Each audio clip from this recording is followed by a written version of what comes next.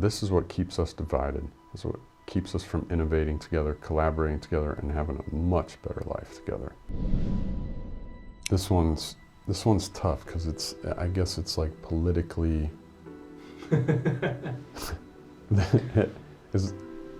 This one's tough to say. I don't know how to do it diplomatically or like without triggering people, because that's certainly not my intention, right? What I would love is for everyone to kind of get along and mutually respect one another. So I don't really know how to bring this up, but something I want to get off my chest is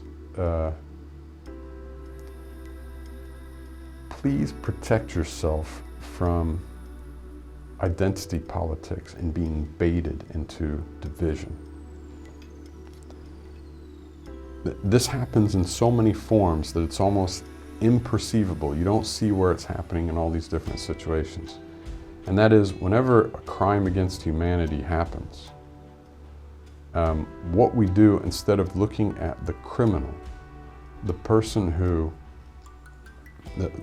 without looking at the criminal and the victim individually, we look at their gender, race, nationality, sexual orientation, political affiliation, religious affiliation, all this. And what happens then is, instead of going, that is a guilty individual that committed a crime, right? And the victim of that crime, what we're doing is like diluting the actual act, right? By allowing us to focus. What do any of those other factors have to do with it? Nothing. Absolutely nothing. What country I was born in, my sexual orientation, my religious affiliation, political affiliation, color, gender, what does any of that have to do if I stole from you? I'm a thief or a murderer or whatever, right? What does any of that have to do? The crime is the actual act. However,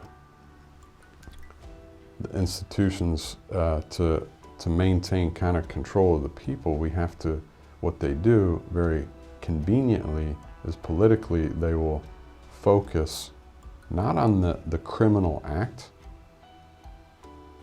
They focus on these, like, let's get real ridiculous so we can put this into perspective. You have blue eyes. Blue-eyed people, all criminals, man. So I want to divide, and I want blue-eyed people that are good people that didn't commit that crime to feel guilty, even though you've done nothing wrong. The individual did, and it just so happens you have blue eyes, or you have a certain gender, race, affiliation, whatever. But the more I keep focusing on all these characteristics, the less focus there is on the actual crime. And that is something I'd love to get off my chest, would love to be able to talk about, but it seems in this like emotionally inflamed world, you can't have a reasonable discussion about that. Does that make sense? That's something that troubles me. Like the victims of these crimes aren't getting the respect they deserve, and we're losing sight of where justice should be.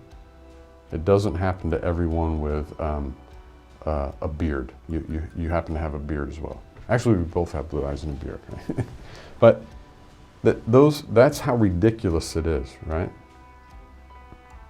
That's something I'd like to get off my chest.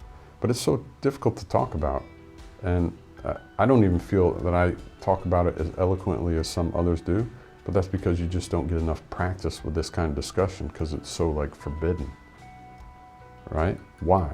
Because a very strong media with incredible influence has got you scared to talk about it.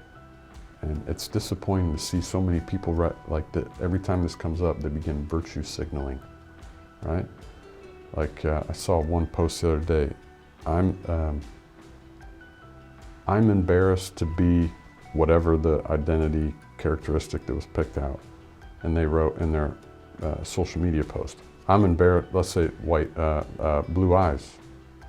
Yeah, I'm embarrassed to have blue eyes because the offender had blue eyes. I'm embarrassed to have blue eyes.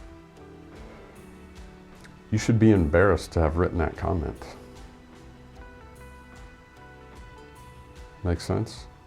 This is what keeps us divided. This is what keeps us from innovating together, collaborating together, and having a much better life together.